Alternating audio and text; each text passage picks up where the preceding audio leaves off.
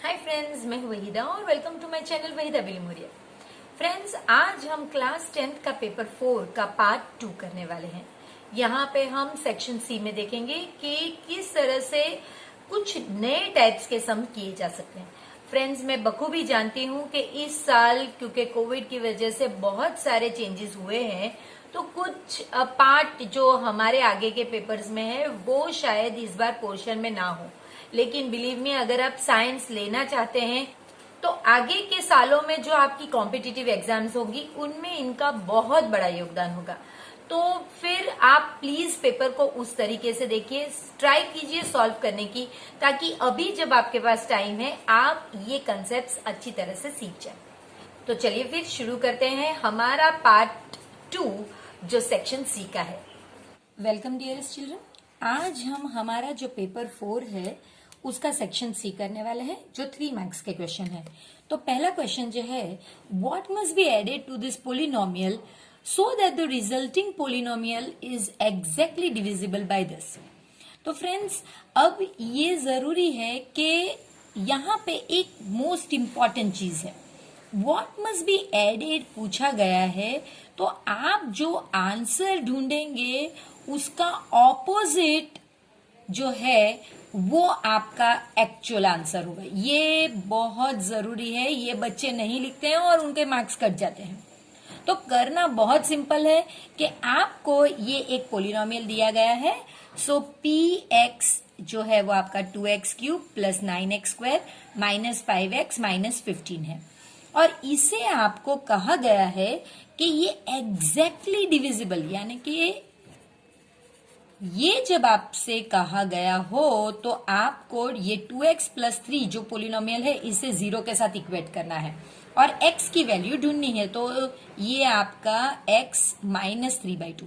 अब जो ये वैल्यू है माइनस 3/2, इससे आपको ये इक्वेशन को सॉल्व करना है। तो आप कैसे करोगे friends? So p minus 3/2 is equal to 2 minus 3/2 cube plus 9 minus 3/2 square minus 5 minus 3/2 minus 15। तो ये 2 into minus 27/8 plus 9 into 9/4 minus 5 into minus 3/2 minus 15। तो ये एक्चुअली में आपका हो गया माइनस 27/4 प्लस 81/4, और इसके साथ भी आप एलसीएम 4 ही एलसीएम आएगा तो 2/2 ही कर दीजिए, और यहाँ पे 4/4। तो ये माइनस आपका minus into minus plus, so plus 6 5 30 upon 4, और ये आपका हो गया 60/4। तो माइनस 27 प्लस 81 प्लस 30 माइनस 60/4, तो ये आपका हो गया माइनस 87 प्लस 111। तो 111 माइनस 87, 0 1 4 एंड 2, 24/4 6। अब फ्रेंड्स, ये 6 आंसर है, भले ही आपका आंसर 6 है लेकिन आपको -6 शुड बी एडेड।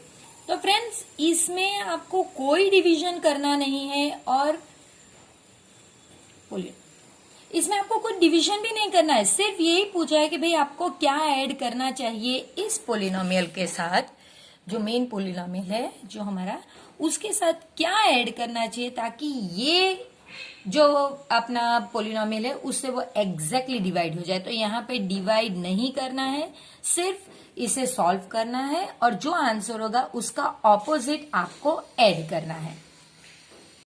28 में ये आपको करना है सॉल्व फॉर x, इसे याद रखिएगा, क्योंकि हमको जो आंसर मिलेगा वो अलग वेरिएबल का होगा, फिर आपको x में उसे कन्वर्ट करना होगा। जैसे मैंने लास्ट पेपर में भी आपको बताया था फ्रेंड्स, ये सम तभी इजी होगा जब आप इसे x² को कोई भी एक दूसरा वेरिएबल का नाम दे, ये बहुत इजी हो जाएगा। So a plus 1/a is equal to 17/4।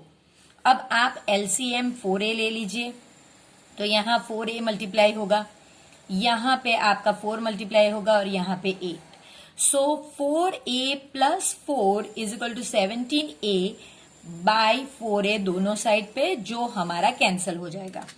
अगर आपको ये स्टेप पहले से आता है तो आप सिर्फ 4a plus 4 is equal to 17a भी लिख सकते हैं। अब इसे यहां पे ले लेते हैं। 4a माइनस यहां पे हमारा 4a स्क्वायर होना चाहिए, a और a, सो a स्क्वायर, क्योंकि ये हमारा a था। So minus 17a plus 4 is equal to 0। अब ये हमारा क्वाड्रेटिक इक्वेशन आ गया। अब 4 4 जा 16, तो 16 के आपको ऐड करने हैं फैक्टर्स और आंसर 17, तो 16 1 जा, क्योंकि एडेड है ये माइनस साइन दोनों को मिलेगी। So 4a square minus 16a minus a plus 4 is equal to 0। So 4a common minus 4 और minus 1 common, a minus 4 is equal to 0। So 4a minus 1 और a minus 4 is equal to 0। अब आप simple या तो 4a minus 1 is equal to 0 और a minus 4 is equal to 0। So 4a is equal to 1, a is equal to 1 by 4, या फिर a is equal to 4। आपके पास दो वैल्यूज आ गई, लेकिन आपको a नहीं ढूंढना है, आपको सॉल्व x के लिए करना है। तो अब वो करते हैं। x square is equal to a, ये हमें पहले से ही पता था। तो अब आप करोगे x is equal to root a, so that is equal to root 1/4, क्योंकि हम इसके लिए सॉल्व कर रहे हैं। तो ये प्लस और माइनस हाफ होगा। इसी तरह x स्क्वायर आपका a है, तो x रूट a और ये रूट 4, तो यहां पे x प्लस और माइनस 2 होगा। तो फ्रेंड्स आपके पास इस सम में 4 आंसर्स आएंगे। Therefore the value of x can be plus half, minus half, plus 2, minus 2। ये एक्सरसाइज 5.2 का 15th सम है। From what value of n are the nth term, यानी कि ये एक एपी है, ये अगर आपकी फर्स्ट एपी है और ये आपकी सेकंड एपी है, तो ऐसी कौन सी वैल्यू इस n टर्म पे होगी, यानी am पे ऐसी कौन सी वैल्यू होगी जो दोनों में सेम आएगी। तो ये दोनों में ये वैल्यू सेम आनी चाहिए, ये आपको पूछा गया है। तो फ्रेंड्स पहले तो आप यही चीज यहां पे लिखिए कि AP1 is equal to 60, 63, 65, 67 so on, और ये एक टर्म है।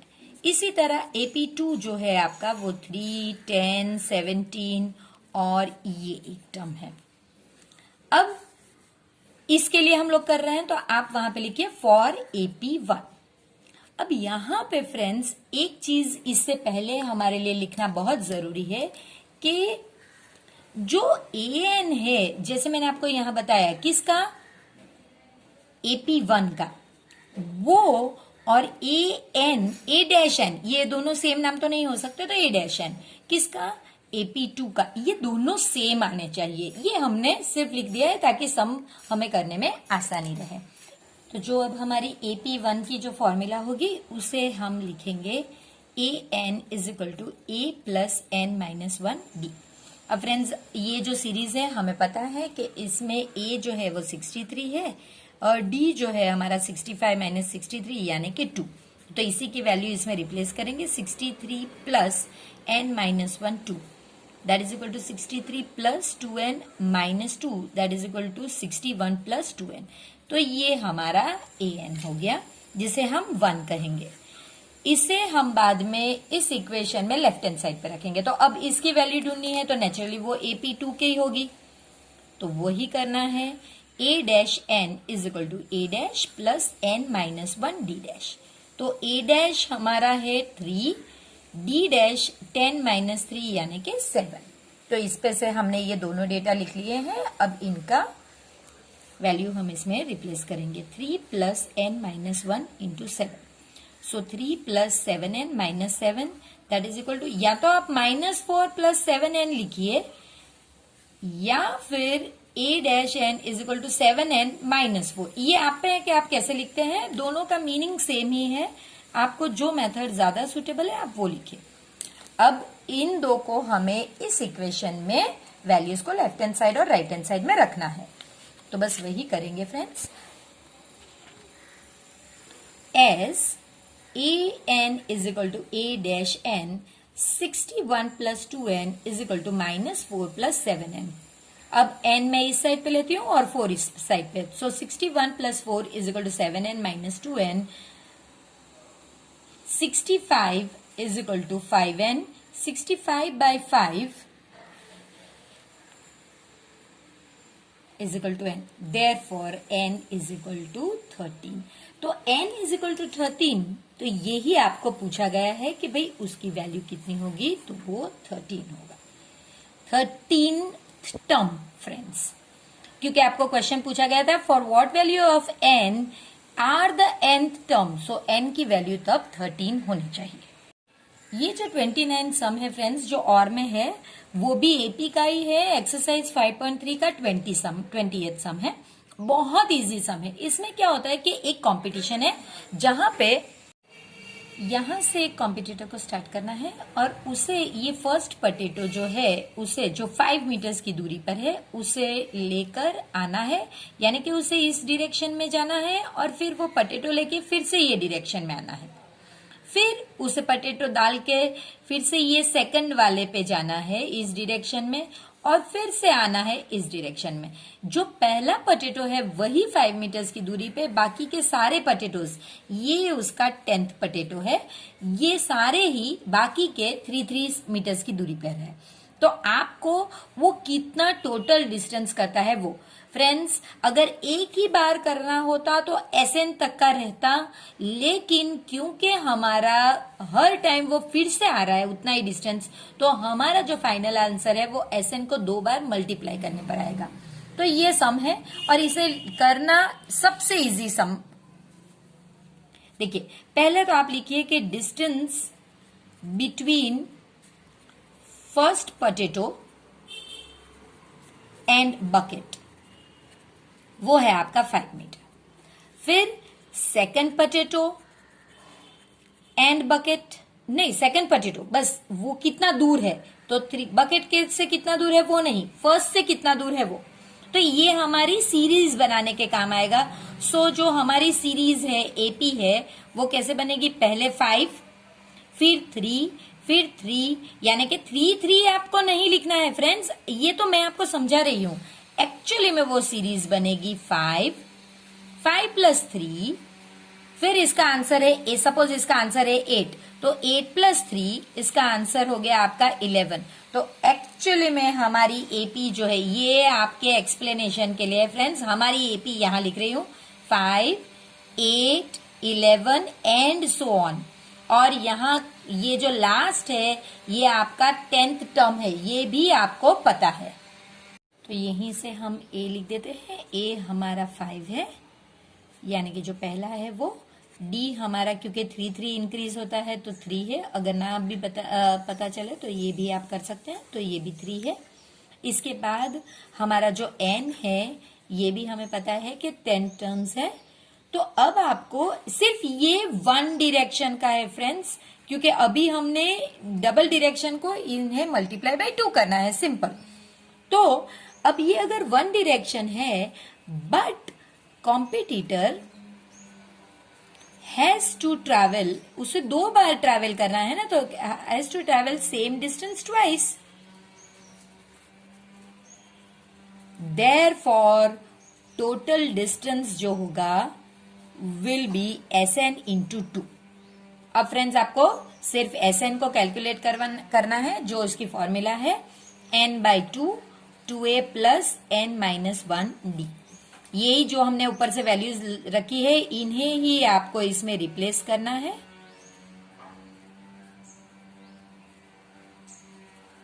तो ये हो गया आपका 5 इंटू 10 प्लस 9 3 27, सो 5 इंटू 37। अभी ऐसा कुछ मत करिए, आपको टोटल डिस्टेंस जो ढूंढना है वो तो 2 इंटू SN है, यानी कि 2 इंटू 5 इंटू 37। देखिए अब ये 10 हो गया और ये 37। सो अब आपके लिए इजी हो जाएगा, डायरेक्ट ही आप 370 मीटर, क्योंकि पूरा डिस्टेंस मीटर में था, आप डायरेक्ट लिख सकते थे, वरना आपको कैलकुलेट करना पड़ता। फ्रेंड्स ये जो सम है 30, ये बहुत बहुत ज्यादा इंपॉर्टेंट है। और इसी तरह का एक सेम सम हमने पेपर 3 में भी सॉल्व किया है। जो फ्रेंड्स आज हमारे साथ जुड़े हैं तो वो प्लीज पेपर 3 का भी हमने जो सीरीज 1 2 3 करी है उसमें आप पार्ट 2 में ये सम देख सकते हैं। लेकिन वो सम और ये सम में डिफरेंस क्या है? वो सम जो था उसमें आपको x1, x2 और x3 ये 3 वर्टाइसिस के कोऑर्डिनेट्स दिए गए थे और कहा गया था कि भाई मिड पॉइंट्स के कोऑर्डिनेट्स आपको ढूंढने हैं। जबकि यहाँ पे बिल्कुल उसका उलट, आपको मिड पॉइंट्स के कोऑर्डिनेट दिए गए हैं। देखिए ये मिड पॉइंट्स है, मिड पॉइंट्स के कोऑर्डिनेट दिए गए थे और आपको ये कोऑर्डिनेट्स ढूंढने हैं फ्रेंड्स। तो ये बिल्कुल उसका उलट सम, लेकिन उतना ही इंपॉर्टेंट। पहले हम आपके लिए ये फिगर्स आपकी जानकारी के लिए ड्रॉ कर रही हूँ, प्लीज इसे, ये P है और ये AB है। इसके कोऑर्डिनेट्स है x1 y1 और इसके कोऑर्डिनेट्स है x2 y2। क्योंकि ये जो P है ये मिड पॉइंट है, यानी इसकी फॉर्मूला जो है डिस्टेंस फॉर्मूला में आपको, सॉरी सेक्शन फॉर्मूला में ये चेंज होगा। इसका x जो है वो 1 है और y भी 1 है, ये x होता है और ये y होता है। तो मिड पॉइंट है इसलिए x की फॉर्मूला होती है x1 प्लस x2 बाई 2। तो यहाँ पे हमारा x1 ही है और x2 वही है इसके लिए, और इसकी वैल्यू है 1। अब ये 2 अगर यहाँ पे जाता है तो 2 is equal to x1 plus x2। ये आपका पहला इक्वेशन है, x1 plus x2 is equal to 2। ये आपका इक्वेशन 1। इसी तरह ये जो y है इसकी फॉर्मूला है y is equal to y1 और y2 है। सो y1 प्लस y2, क्योंकि ये मिड पॉइंट है इसके लिए ये फॉर्मूला है फ्रेंड्स, इज इक्वल टू, ये भी 1 ही था, 1 into 2 is equal to y1 plus y2। तो ये आपका y1 plus y2 is equal to 2, ये आपका इक्वेशन 2 है। ये इक्वेशंस हम आगे काम में लेने वाले हैं, तो आप प्लीज इन पर ध्यान दीजिएगा। इसके बाद हम A और C को लेते हैं, P Q। तो ये जो A और C है इसके बीच में Q है, तो यहां पे हमारा Q आएगा। Q के मिड पॉइंट्स, Q के पॉइंट्स है 2 और -3, और ये A के x1 y1 और ये x3 है। तो प्लीज वही लिखिए जो हमने ऑलरेडी नाम दिए हैं, ये आप अपने हिसाब से दे सकते हैं, लेकिन जो भी इसमें दिए हैं मेन फिगर में वही कीजिए। अब यहाँ पे ये जो x है वो x1 प्लस x3 बाई 2 है। x1 हमारा 2 है, अब ये ऊपर जाएगा, 2 into 2 is equal to x1 plus x3। So x1 plus x3 is equal to 4। ये हमारा इक्वेशन 3 होगी। इसी तरह y इज इक्वल टू, यानी कि ये y की बात हो रही है, y1 प्लस y3 बाई 2, ये हमारा -3 है, is equal to y1 plus y2। Therefore y1 plus y2 is, sorry y3 है ये, मिस्टेक, -6। ये हमारा 4th इक्वेशन है। इसी तरह अब ये जो 2 लास्ट है इनको ले लेते हैं। तो ये हो गया आपका B और C और इनके बीच का पॉइंट है R, जिसके कोऑर्डिनेट्स है 3 और 4। ये है x2 y2 और ये x3 y3। अब x is equal to x2 plus x3 by 2, ये है 3, so 3 into 2 is equal to x2 plus x3, यानी x2 plus x3 is equal to 6। ये आपका 5th equation. y is equal to y2 plus y3 by 2, sorry, तो ये अब 4 है, so 4 into 2 is equal to y2 plus y3। Therefore y2 plus y3 is equal to 8। ये आपका 6th equation है। अब फ्रेंड्स हम यहाँ पे एक ट्रिक लगाएंगे, और वो ट्रिक है कि ये मैंने सिर्फ आपके इंफॉर्मेशन के लिए लिख रही हूं, ये आप ध्यान दीजिए कि जो ऑड रिजल्ट्स है उन्हें एक साइड पे ऐड कीजिए और इवन रिजल्ट्स को एक साइड पे ऐड कीजिए, तभी आपका ये बहुत आसानी से सॉल्व हो सकेगा। तो देखिए हम कैसे करते हैं, पहले हम 1 और 3 को लेते हैं। हमारा पहला रिजल्ट है x1 plus x2 is equal to 2, ये हमारा पहला रिजल्ट है, और x1 plus x3 is equal to 4, ये हमारा थर्ड रिजल्ट है। ये ऑड रिजल्ट है, हम एक साइड पे कर रहे हैं। अब हम बहुत आसानी से इसे अगर -1 से मल्टीप्लाई करते हैं तो ये हो जाएगा माइनस माइनस माइनस, ये कैंसल। सो 1 x2 और ये माइनस x3, देखिए ये 2 है और ये 3 है, इसे सब्ट्रैक्ट मत कर दीजिए तो नहीं तो रॉन्ग हो जाएगा, और ये -2 हो गया। तो ये हमारा पहला इक्वेशन जो हमें मिला है। कोई यहां पे भी मल्टीप्लाई बाय -1 कर सकता है, आपको जैसे ठीक लगे। अब ये रिजल्ट के साथ हम फिफ्थ, यानी कि वो भी ऑड ही है, उसे लेंगे। तो देखिए x2 minus x3 is equal to -2 और x2 plus x3 is equal to 6। तो ये डायरेक्ट कैंसिल हो गया। 2x2 is equal to 4, x2 is equal to 4/2, therefore x2 is equal to 2। ये आपको पहली चीज मिल गई। अब फ्रेंड्स जैसे हमने ये x2 की वैल्यू ढूंढी है, देखिए बहुत आसानी से वही चीज हमने की थी। ये हमारा फिफ्थ रिजल्ट था, ये मैंने लिखा नहीं था। तो ये x2 की वैल्यू हमें मिल गई है। अब हम क्या करेंगे कि हम जानते हैं कि जितने भी ऑड वाले हैं वो सारे ही x वाले हैं। तो अब आप कोई भी x वाला ले लीजिए, मानो कि ये 1, तो सब्सटीट्यूटिंग वैल्यू ऑफ x2 इन 1, तो देखिए आप क्या कर सकते हैं, x1 plus x2 is equal to 2 था, x1 plus 2 is equal to 2, x1 is equal to 2 minus 2, therefore x1 is equal to 0। ये हमें x1 की वैल्यू भी मिल गई। इसी तरह अब सब्सटीट्यूटिंग वैल्यू ऑफ x1 इन आप 3 में डाल सकते हैं। तो x1 plus x3 is equal to 4, इसकी वैल्यू अब मिल गई है। तो 0 plus x3 is equal to 4, x3 is equal to 4। So देखिए ये आपने पहले ऐड किया, उसका जो आंसर है ऐड यानी कि 2 इक्वेशन को लिया, फिर जैसे अगर कभी उसे मल्टीप्लाई बाय -1 करना पड़ा तो यहां करने की जरूरत नहीं भी आई। सो वो आप पे डिपेंड करता है। अब हम सारे ही y की वैल्यू ढूंढना चाहेंगे, तो हम क्या करेंगे, मैंने आपके लिए ऑलरेडी तीनों इक्वेशन जो इवन नंबर्स के थे उन्हें ले लिया। आप कोई भी 2 ले लीजिए। तो पहले y1 plus y2 is equal to 2, और दूसरा जो है y1 plus y3 is equal to -6।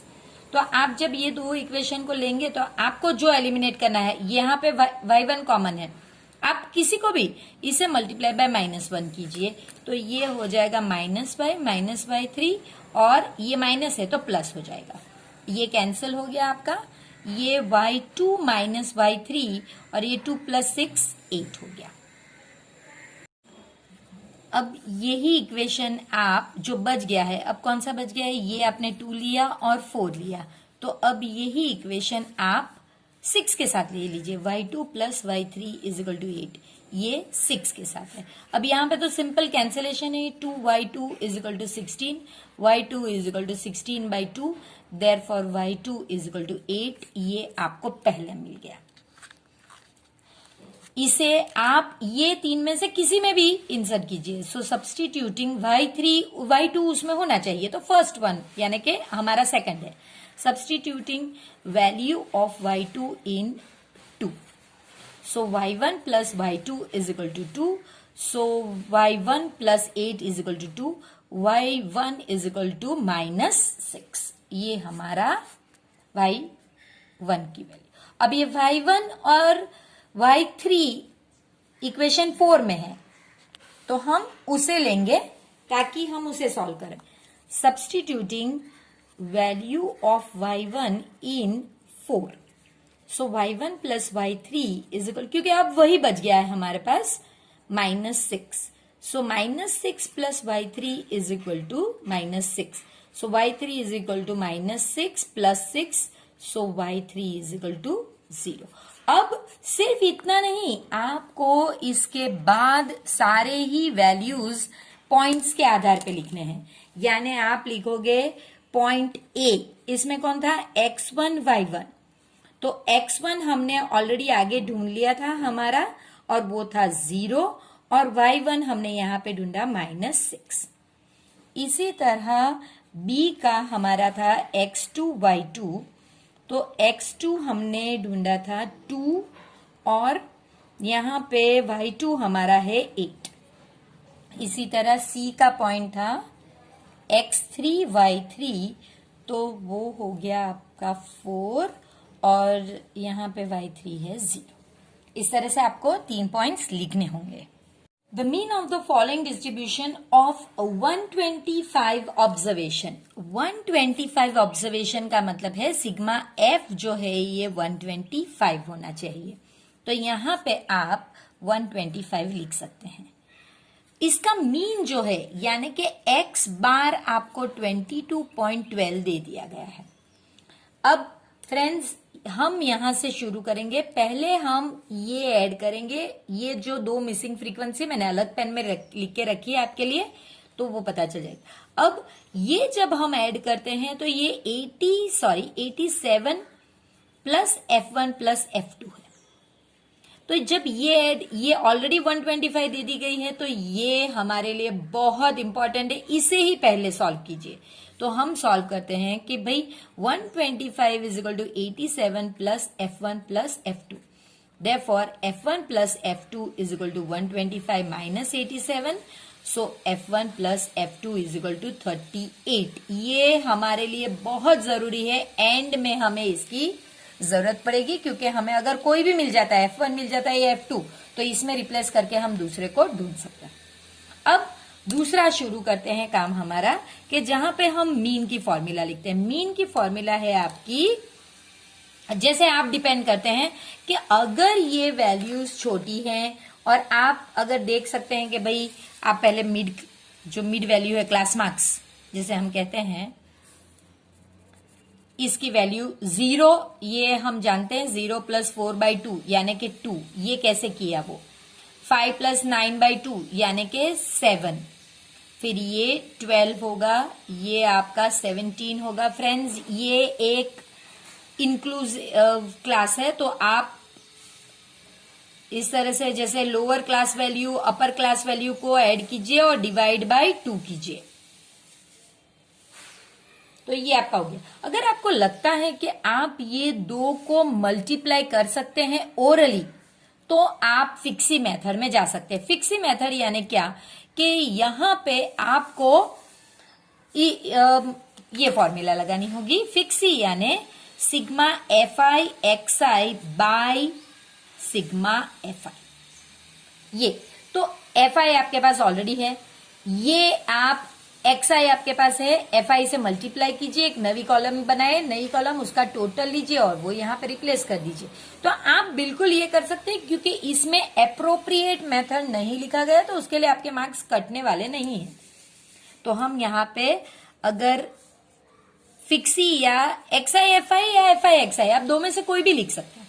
तो ये आपका 6 हो गया, 56, 144, ये कुछ नहीं तो कोई बात नहीं, 17 f1, फिर ये आपका हो गया 770, ये हो गया 567, 32 f2, 222 और 84। इसका टोटल हमारा 1849 प्लस 17 f1 प्लस 32 f2 है।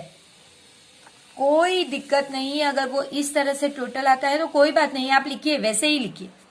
ये वैल्यू ऑलरेडी आपको दे दी गई है 22.12, ये ऊपर की वैल्यू इस तरह से ही लिखिए।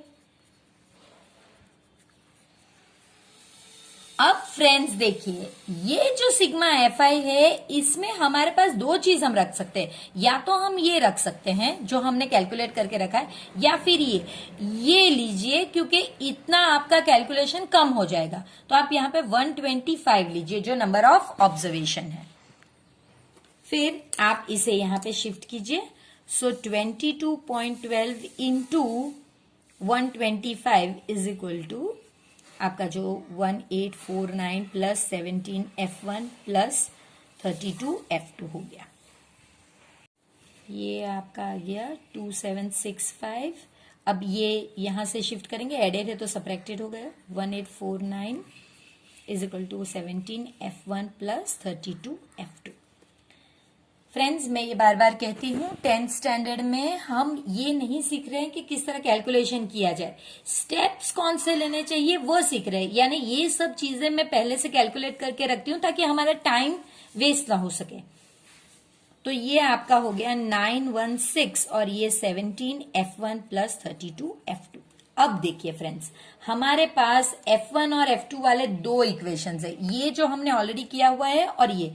अब इन्हीं दो को हम कोई भी मेथड से, जो आपको ठीक लगती है वो मेथड से एलिमिनेट कर सकते हैं। ये आप यहां पे 2 लिख लीजिए।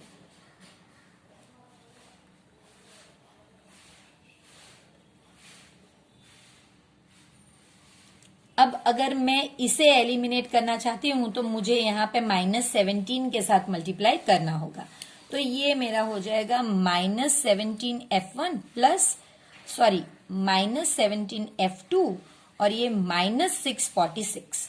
ये 17 F1 plus 32 F2 is equal to 916। ये हमारा कैंसिल हो गया। 32 माइनस 17 तो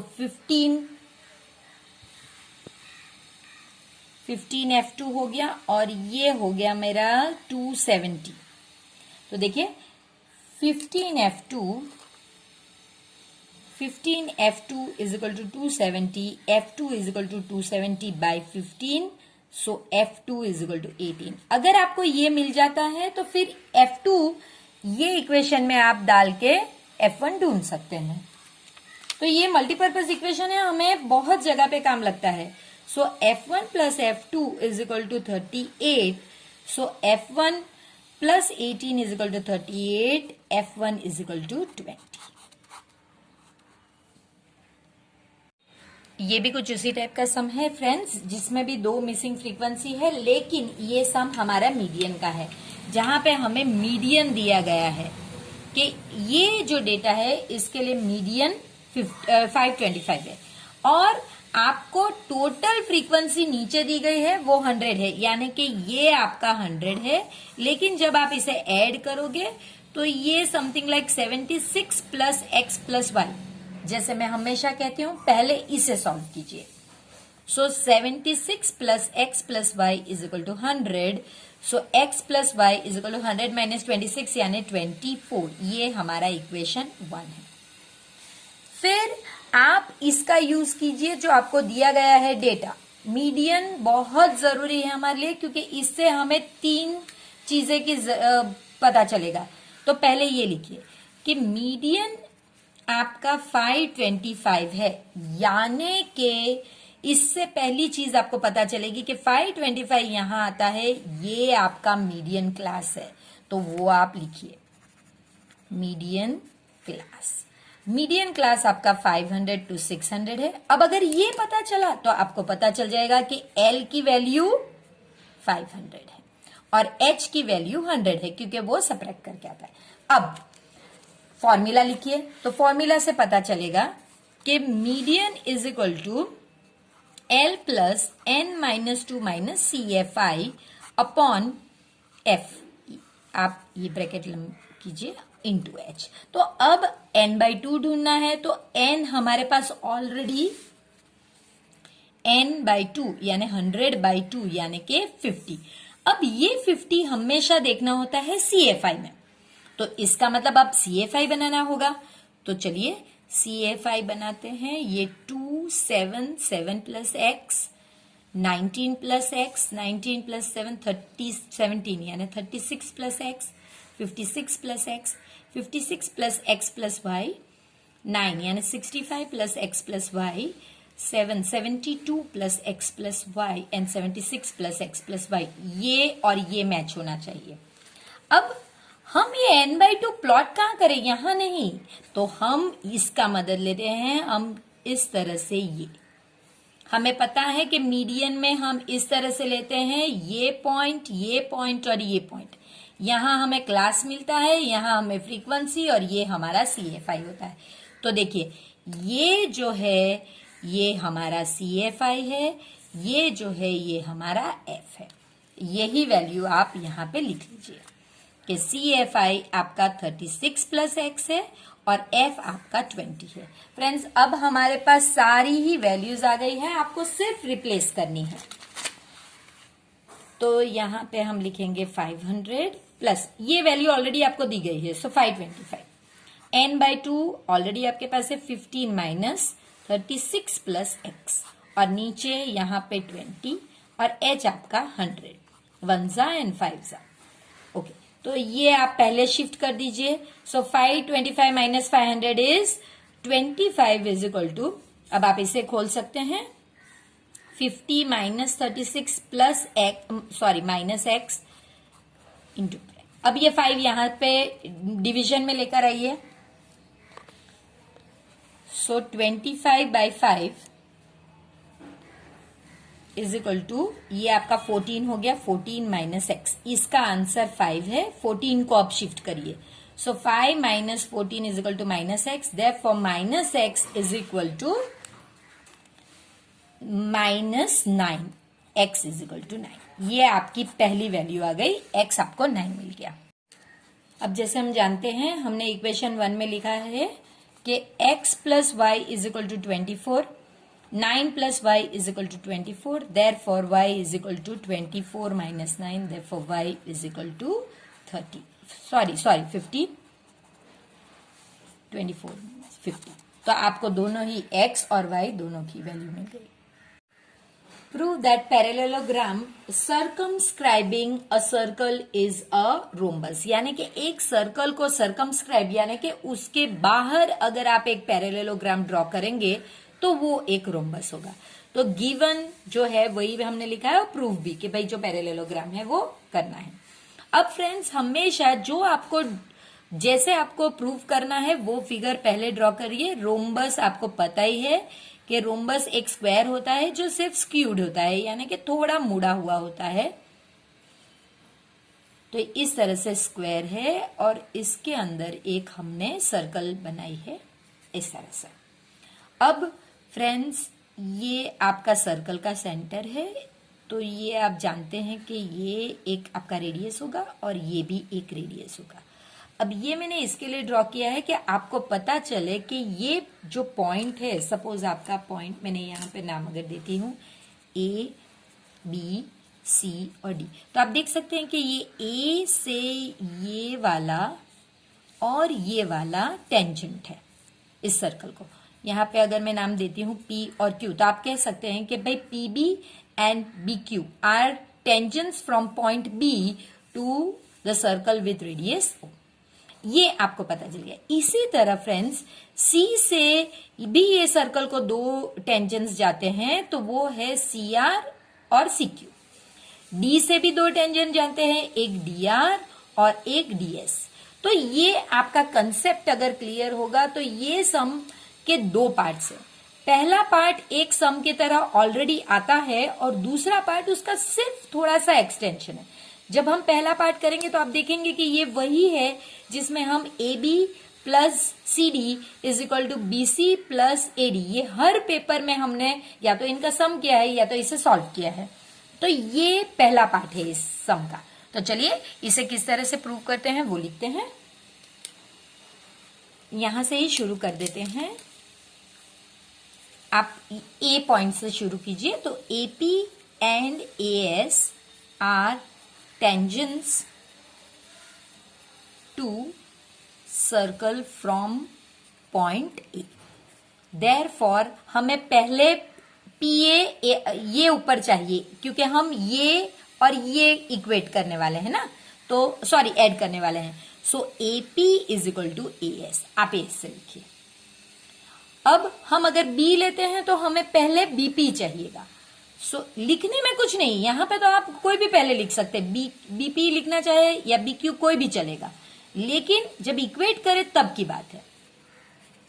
tangents to circle from point B, therefore BP is equal to BQ, ये आपका point second point.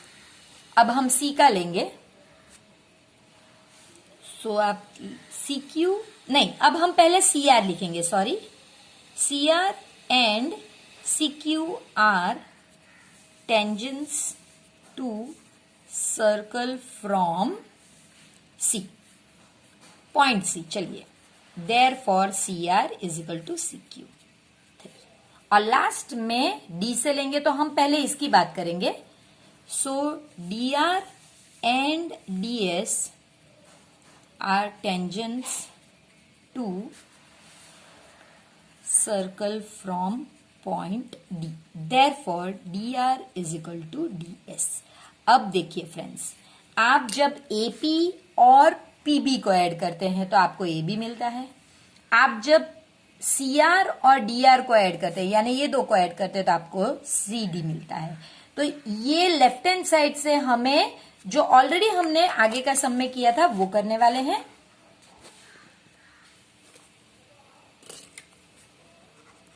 Adding 1 2 3 4 AP plus BP plus CR plus DR, ये और ये मिलाकर AB और ये मिलाकर CD is equal to AS plus BQ plus CQ plus DS. अब आपको फ्रेंड्स क्या करना है कि जैसे कि आपको पता है कि भाई BQ और QC ये दो को मिलाकर BC मिलता है, तो इन दो को सेम साइन लगा दीजिए ताकि एग्जामिनर को पता चले आप क्या कहना चाहते हैं. सो ये आपका हो गया BC प्लस AD. यहां तक हम ऑलरेडी आगे के सम में सॉल्व कर चुके हैं. अब हम कुछ नया करेंगे. अब हमें अगर प्रूव करना है कि ये जो पैरेललोग्राम है ये रोम्बस है, तो आपको पहले प्रूव करना पड़ेगा कि भाई इसकी ऑपोजिट साइड, जो पैरेललोग्राम में ऑपोजिट साइड इक्वल होती और ये ऑपोजिट साइड है वो इक्वल है. तो देखिए, now ABCD is a parallelogram. ये तो आपको दिया ही है, तो आप लिख लीजिए गिवन. तो इसमें ऑपोजिट साइड्स, अगर पैरेललोग्राम है, पैरेललोग्राम यानी यही बताता है कि ऑपोजिट साइड्स आर इक्वल. तो ऑपोजिट कौन सी है? AB और CD तो ऑपोजिट है ना, तो वो लिखिए AB is equal to CD and BC is equal to AD. अब यही चीज हम इस रिजल्ट में डालेंगे. अब आप कहोगे रिप्लेसिंग देयर वैल्यूज इन 5. सो अब आप लिखोगे AB प्लस AB, यानी मैं CD की वैल्यू रिप्लेस कर रही हूं और यहां पे मैं AD की वैल्यू रिप्लेस कर रही हूं. सो BC तो था वैसे ही और AD BC हो गया. सो 2AB is equal to 2BC, ये कैंसिल हो गया. AB is equal to BC. तो देखिए, अगर AB is equal to BC हो गया तो ये दो तो एडजेसेंट साइड है, बाजू बाजू की साइड, और अगर बाजू बाजू की साइड सेम हो तो एडजेसेंट साइड सेम हो, तो इसका मतलब वो एक रोम्बस है. तो आपको ये बस सिंपल लिखना है. Similarly AB is equal to BC is equal to CD is equal to AD. Therefore ABCD is a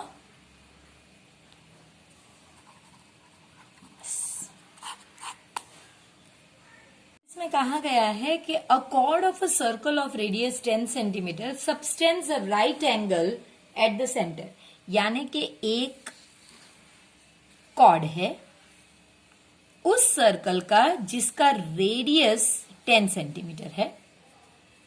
ये यहां पे यानी कि राइट एंगल सेंटर पे बनाता है, यानी कि ये 90 डिग्री. आपको पहले उसके माइनर सेगमेंट, ये फ्रेंड्स माइनर सेगमेंट है, तो इसका पहले आपको एरिया ढूंढना है. तो फ्रेंड्स, अगर ये कॉर्ड 90 डिग्री का एंगल बनाता है सेंटर के साथ, तो ये तो हुआ क्वाड्रेंट. तो ये हमें क्वाड्रेंट की फॉर्मूला अगर आप चाहो तो आप अप्लाई कर सकते हो, और अगर आप एरिया ऑफ सेक्टर से करोगे तो भी वह सेम ही है. तो आप, अगर आपको एरिया ऑफ माइनर चाहिए, सॉरी माइनर सेगमेंट चाहिए, तो आपको ये एरिया ऑफ सेक्टर, जो इस केस में हमारा क्वाड्रेंट है क्योंकि 90 डिग्री है, माइनस एरिया ऑफ ट्राइंगल. यानी कि देखिए इस तरह से, अगर आपको ये चाहिए तो आपको ये सेक्टर लेना होगा पहले, और उसमें से आपको ये राइट एंगल ट्रायंगल सबट्रैक्ट करना होगा, इसका एरिया सबट्रैक्ट करना होगा। ये सिंपल, तभी आपको ये वाला नीचे का एरिया जो शेडेड है वो मिल सकता है। तो बस आप उसको फॉर्मूला ही लगाइए। आप चाहें तो डायरेक्टली 1/4 और इसकी फॉर्मूला लगा सकते हैं पाई आर स्क्वायर की, और अगर आप ना चाहें तो फिर आप इस तरह से लिख सकते हैं θ/360 इंटू पाई आर स्क्वायर, फिर थीटा को आप 90/360 इंटू पाई आर स्क्वायर लेंगे, फिर ये 1 और ये 4 होगा। इस तरह भी आप कर सकते हैं, लेकिन मुझे पता था इसलिए मैंने ये किया। ये मेरा राइट एंगल ट्रायंगल है, तो इसकी फॉर्मूला मेरी होगी 1/2 into product of two legs, या फिर आप बेस इंटू हाइट भी ले सकते हैं, वो दोनों सेम ही फॉर्मूला होगी। सो 1/4 इंटू ये आपका पाई की वैल्यू अगर 3.14 दी गई है फ्रेंड्स, यहाँ पे मैंने नहीं लिखी है, 314/100 इंटू 10 इंटू 10, तो ये तो मेरा कैंसिल हो गया। ये हो गया मेरा 2 और ये 157, अब इसके आगे मैं नहीं करूंगी। 1/2 इंटू 10 इंटू 10, ये 5, तो 157/2 माइनस 50, तो ये 2/2 मैंने 152 minus 100/2 that is equal to 52, sorry 157 है, ये मिस्टेक है, 57/2 यानी कि 28.5, और ये सेंटीमीटर है और एरिया है तो स्क्वायर। ये मेरा एरिया हुआ माइनर सेगमेंट का, जो काफी इजी है। कैलकुलेशन भी फ्रेंड्स काफी इजी थे। एलसीएम करके रखिए। यहाँ पे जो मैंने मिस्टेक कर दी थी तो वो नहीं करनी चाहिए थी, क्योंकि बेस अगर मेरा दोनों में 2 रहता है तो फिर मुझे एलसीएम में इजी। अब इसके बाद आपको मेजर सेक्टर बनाना है। तो फ्रेंड्स हमें पता होना चाहिए कि मेजर सेक्टर क्या होता है। तो एक अगर सर्कल है और उसका ये जो है ये हमारा माइनर सेक्टर होता है, और ये जो है ये हमारा मेजर सेक्टर होता है। तो फ्रेंड्स अब इसी पे से आपको इसकी फॉर्मूला का अंदाजा हो जाना चाहिए कि पूरे सर्कल में से अगर आप माइनर सेक्टर निकाल देते हो तो फिर ये मेजर सेक्टर मिल जाता है, और इसका तो ऑलरेडी कैलकुलेशन हम कर चुके हैं। तो आप लिख सकते हैं area of major sector is equal to area of circle minus area of minor sector। ये क्वाड्रेंट है हम जानते हैं, लेकिन फिर भी एक और मेथड बताती हूं आपको। अगर इसमें माइनर ना दिया गया होता और डायरेक्ट ही ये दिया गया होता तो आप किस तरह करते इजीली, वो देखते हैं। तब आप इस तरह इसकी फॉर्मूला लिखते और इसकी 1/4 पाई आर स्क्वायर। अब आप देख सकते हैं कि पाई आर स्क्वायर तो कॉमन है, सो 1 माइनस 1/4, सो ये हो गया आपका 3/4 इंटू पाई आर स्क्वायर। बस इतना ही। अब ये कैलकुलेशन कर दीजिए, 3/4 इंटू 314/100 इंटू आर आपका 10 इंटू 10, 2 और ये 157 और ये कैंसिल हो गया। सो 157 यानी 471/2, सो ये आपका इजीली 235.5 पर सेंटीमीटर स्क्वायर हो गया। A farmer connects a pipe of internal diameter 20 centimeter from a canal into a cylindrical tank in her field। यानी कि इस तरह से एक कनाल है, उसमें फार्मर ने एक पाइप कनेक्ट किया हुआ है, इसका इंटरनल डायामीटर 20 सेंटीमीटर है, और यहां पे फार्मर के पास एक टैंक है, इसमें ये सिलिंड्रिकल टैंक में इसे भरना चाहता है, which is 10 metre in diameter, यानी इसका डायमीटर 10 मीटर है, एंड 2 मीटर डीप, यानी ये 2 मीटर डीप वही आपकी हाइट होती है। ये टैंक है, इसमें वो पानी भरना चाहता है। अब फ्रेंड्स यहां पे पानी 3 किलोमीटर्स पर आर के तौर पे आ रहा है। तो ये 2-3 चीज ही है जो हमें कैलकुलेशन में बहुत मदद करने वाली है। पहली चीज, आपके पास जो डेटा है वो आप लिख लीजिए कि पाइप में आपके पास डेटा है कि भाई उसका डायमीटर 20 सेंटीमीटर है, यानी कि रेडियस उसका 10 सेंटीमीटर है। इसी तरह उसके पास जो टैंक है उसमें डायमीटर आपके पास 10 मीटर है फ्रेंड्स ये, तो रेडियस आपका 5 मीटर है। अब आप क्या कर सकते हैं कि आप दोनों ही चीज को या तो इसे आप मीटर में कन्वर्ट कर दीजिए या इसे सेंटीमीटर में कन्वर्ट कर दीजिए, लेकिन फ्रेंड्स हम इसे मीटर में कन्वर्ट करेंगे क्योंकि आगे भी हमें ये किलोमीटर को भी मीटर में कन्वर्ट करना है। तो यहां पे हम यहां पे 1/10 मीटर लिख सकते हैं और इसे लेकर आगे चलेंगे। अब फ्रेंड्स दूसरी जो चीज है कि हमें ये पाइप का डायमीटर पता है लेकिन उसकी हाइट नहीं पता। हाइट पता होना जरूरी है, टैंक की तो मुझे हाइट भी पता है, तो ये एच मुझे पता है कि भाई 2 मीटर है, लेकिन इसका एच नहीं पता मुझे फ्रेंड्स। तो इसका एच के लिए हम क्या करेंगे वो देखिए। आप जानते हैं कि लेंथ जो है पाइप की 3 किलोमीटर पर आर जो है, यहां से हम इसकी लेंथ लेंगे, तो हम ये 3 किलोमीटर को लेंथ लेंगे। अब लेंथ 3 किलोमीटर नहीं, अगर ये सब मीटर में तो इसे भी मीटर में कन्वर्ट कीजिए तो 300 मीटर, और ये आर को हम पीछे कन्वर्ट लास्ट में कन्वर्जन में लगेंगे। तो हमारे पाइप का जो हाइट है वो या फिर लेंथ है वो 300 मीटर लेंगे। तो चलिए अब शुरू करते हैं। पहले इसका वॉल्यूम ढूंढते हैं क्योंकि पानी भरना है और निकालना है तो वो वॉल्यूम की बात हो, तो वहां से शुरू करते हैं कि volume of pipe is equal to pi r square h. तो ये हो गया 22/7 और आर हमारे पास है 1/10 और ये भी 1/10 और हाइट हमने 3000 ली है।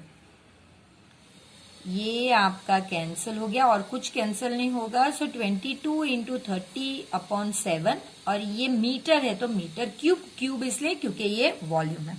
अभी इसमें कुछ मत कीजिए क्योंकि आगे चल के ये ऑलरेडी कैंसिल होने वाला है।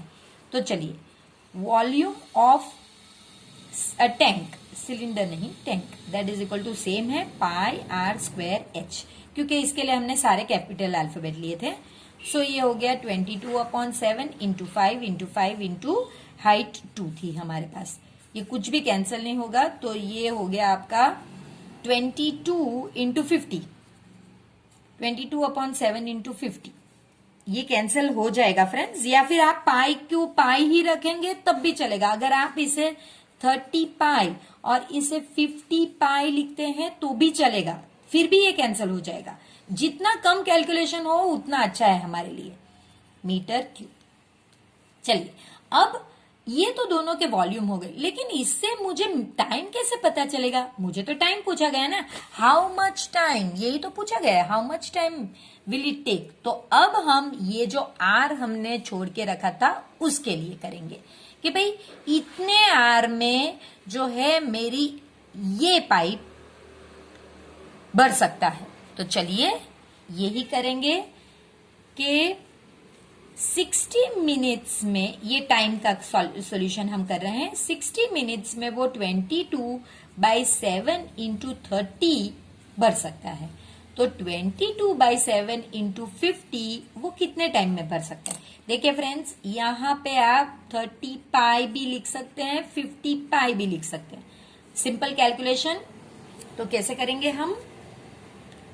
22/7 into 50 into 60 divided by 22/7 into 30. So that becomes 22/7 into 50 into 60 multiply by 7, 22 into 30. तो ये आपका कैंसिल हो गया। देखिए पाई अगर आपने डाला होता तो कैसे होता वो भी मैं आपको बताती हूँ। Pi into 50 into 60 divided by pi into 30, तो ये हो जाता आपका पाई इंटू 50 इंटू 60 बाई 30 पाई। तो देखिए ये कैंसल हो जाता, ये 1 जा और 2 जा और डायरेक्ट आपको 100 इसमें काफी आसानी से मिल जाता। अगर आप ये भी कर रहे हैं तो भी कैंसल हो जाएगा, तो ये भी आपका 100 मिनट्स, क्योंकि मिनट्स के नीचे क्वेश्चन है तो मिनट्स आएगा आंसर। लेकिन अब आप डिसाइड कीजिए आपको ये इजी लगता है या ये, मैंने दोनों ही आपको बता दिए हैं। इस सेक्शन का लास्ट सम है फ्रेंड्स कि जहां पे आपसे कहा गया है कि एक आयरन पोल है जो एक सिलेंडर है, एक जिसका बेस जिसकी हाइट 220 सेंटीमीटर और बेस का डायमीटर 24 है, उसके ऊपर एक दूसरा सिलेंडर, यानी कि आपका पोल कुछ इस तरह से है। एक सिलेंडर,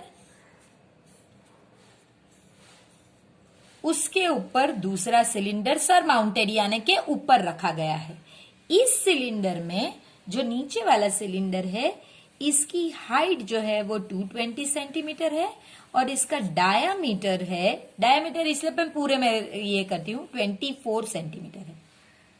और ये जो है छोटा वाला सिलेंडर, इसकी हाइट 60 सेंटीमीटर है और इसका रेडियस यानी आधा ही मैंने किया है 8 सेंटीमीटर है। आपको इनका मास बताना है फ्रेंड्स। अगर आपको मास बताना है तो आपको कंपलसरी पहले वॉल्यूम ढूंढना पड़ेगा और उसमें से कन्वर्ट करना पड़ेगा मास में, जो लकीली हमारे लिए यहां दिया ही गया है। अगर आपको फिर भी कंफ्यूजन होती है एग्जाम में कि मास ढूंढूं या एरिया मुझे पता नहीं, तो आप यहां देखिए, अगर आपको यहाँ पे क्यूब दिया गया है तो इसका मतलब है आपको सिर्फ वॉल्यूम ढूंढना है। सो अगर आपको मास ढूंढना है तो पहले आपको इसका मास ढूंढना पड़ेगा और इसका मास ढूंढना पड़ेगा और दोनों को ऐड करना पड़ेगा। तो मास के लिए तो हम वॉल्यूम ही ढूंढेंगे पहले। तो चलिए, वॉल्यूम ऑफ फिगर जो है that is equal to volume of cylinder 1, इसे अगर मैं 1 कहती हूं और इसे 2 कहती हूं, प्लस वॉल्यूम ऑफ सिलेंडर 2। अब फ्रेंड्स दोनों के रेडियस अलग है, इसलिए आपको लिखते समय पाई आर स्क्वायर एच, अगर मैं इसमें स्मॉल लेती हूं तो इसमें आप पाई आर स्क्वायर एच लीजिए, ये बड़ा लीजिए, क्योंकि दोनों की हाइट भी अलग है और रेडियस भी अलग है। अब आप ये डिटेल्स यहां पे लिख सकते हैं। आर आपका, अगर मैं सिलेंडर 1 का ले रही हूं तो आर मेरा 24/2 यानी कि 12 है, एच मेरा 220 है। इसी तरह ये मेरा सेकंड वन है यानी कि ये वाला, तो कैपिटल आर मेरा 8 सेंटीमीटर है और एच मेरा 60 सेंटीमीटर है। तो बस यही वैल्यू यहां पे रिप्लेस कीजिए। दोनों में पाई की वैल्यू तो सेम ही है तो पाई कॉमन निकाल लीजिए। सो ये आपका हो गया 12 into 12 into 220 plus 8 into 8 into 60। सो ये पाई वैसे का वैसे ही, फिर एंड में हम कर देंगे इसे, ये 31680 प्लस 3840 मैंने कैलकुलेशन ऑलरेडी आपके लिए किया हुआ है। अब आप चाहें तो पाई 314 लेना है और ये आपका आंसर आता है 35520। सो अब आप डॉट कैंसल मत कीजिए क्योंकि 5 ऊपर है नहीं तो वो फिर डिवीजन में जाएगा, तो इससे बेहतर है कि हम यही कर लें। सो इसका 111 532.8 सेंटीमीटर क्यूब। अब फ्रेंड्स इसका सबसे इजीएस्ट पार्ट है कि आप मास कैसे कैलकुलेट करोगे। तो इसके लिए ऑलरेडी आपको दिया गया है कि 1 सेंटीमीटर क्यूब जो है वो 8 ग्राम्स अप्रोक्सीमेटली होता है, तो बस वो पहले लिखिए और शुरू कीजिए। So 1 centimetre cube is equal to 8 grams approx, यहां पे लिखने की जरूरत नहीं, 111,532.8 centimetre cube is equal to how much, ये क्रॉस मल्टीप्लाई होगा 0.8 into 8, so that is equal to 892262.4 grams. ये आपका ग्राम्स में आंसर है। लेकिन अगर आपको क्वेश्चन में पूछा गया हो कि भाई केजी में कन्वर्ट कीजिए, तो फिर आप इसे केजी में कन्वर्ट करना पड़ेगा, तो वो डिपेंड करता है कि पूछा गया है कि नहीं। तो देखिए 1 kg is equal to 1000 grams. So 8922262.4 grams is equal to how much? So 8922262.4 by 1000, यानी कि और 3 इस तरह से. सो ये 3 डिजिट इस तरह. सो 892.2624 kg. तो फिर मिलते हैं अब सेक्शन डी सॉल्व करने में, यानी कि हमारे पार्ट 3 में, पेपर 4 के. तो चलिए, तब तक प्लीज चैनल को सब्सक्राइब कीजिए, वीडियो को जरूर लाइक कीजिए और यूं ही अपना प्यार मेरी चैनल को देते रहिए. वीडियो को शेयर करने में प्लीज कंजूसाई मत कीजिए.